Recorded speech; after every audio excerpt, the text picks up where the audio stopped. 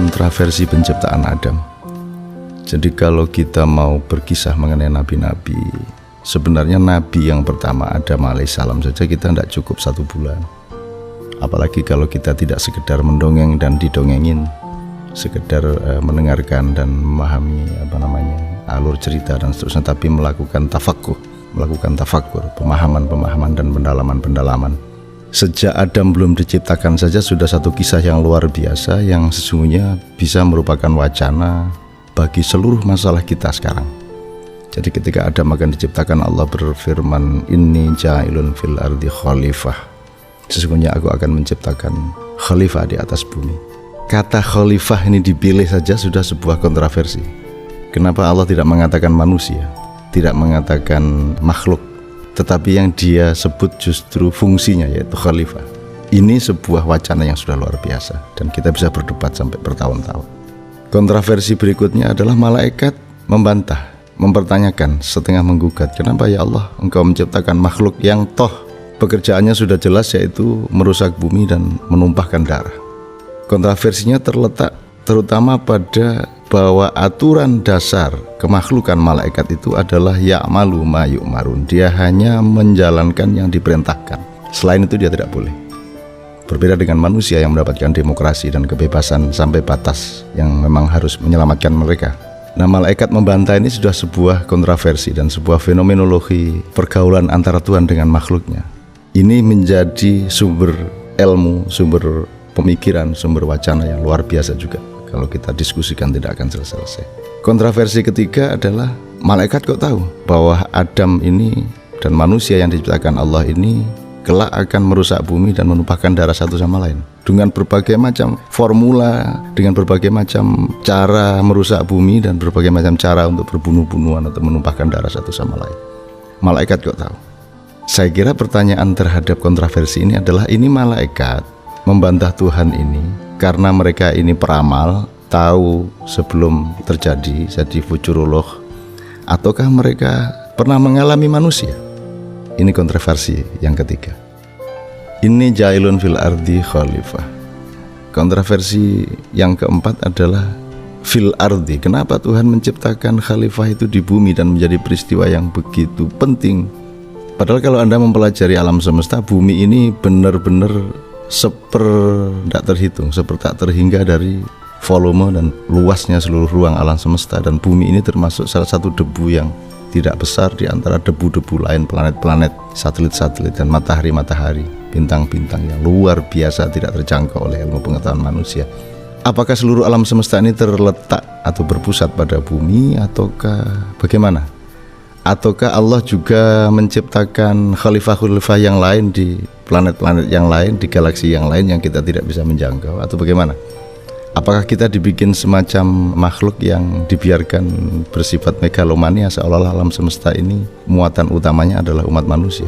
Ini sudah sebuah pertanyaan yang luar biasa, tidak bisa dijawab dan menjadi wacana setiap ilmu pengetahuan. Kenapa fil ardi? Kenapa Allah tidak menciptakan manusia atau barangkali Beliau menciptakan di berbagai macam planet dan seterusnya yang kita tidak tahu. Ini kontroversi yang keempat. Kontroversi berikutnya sangat banyak pada kehidupan Adam. Kemudian ketika Adam melanggar salah satu larangan Allah, kemudian dia dihukum dengan ditransformasikan dari surga ke bumi, baru bertemu dengan Hawa dan seterusnya.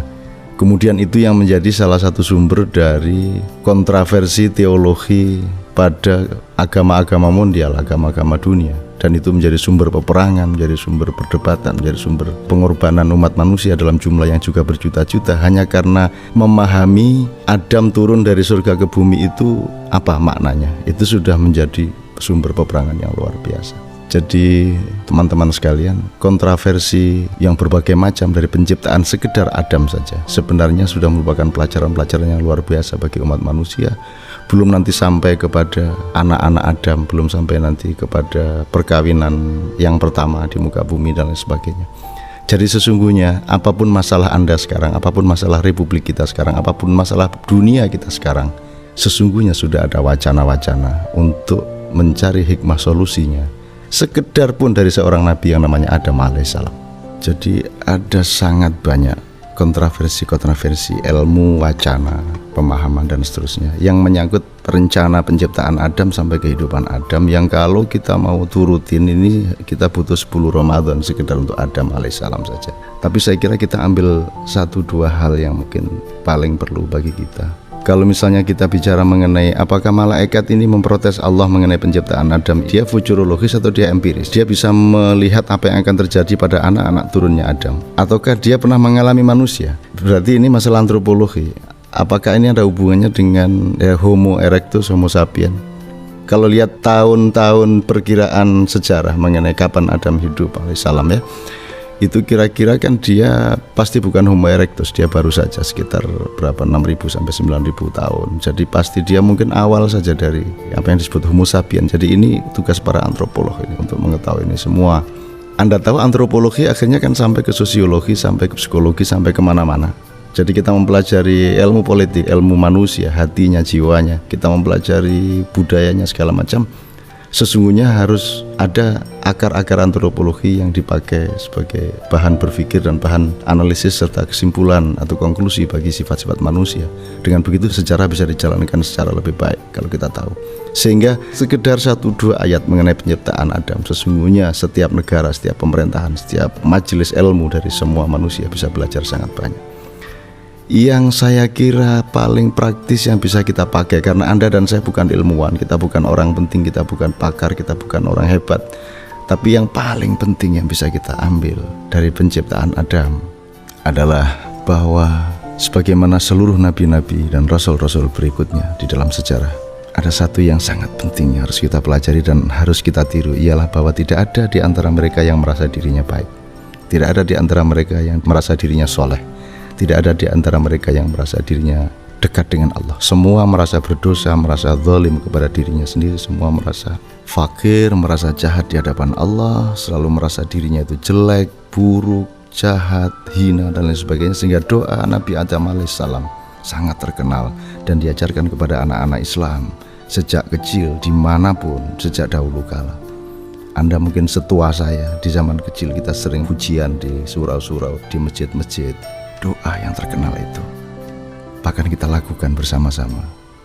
Rabbana ya Rabbana zalamna anfusana wa illam taghfir lana wa tarhamna lanakunanna minal khosirin.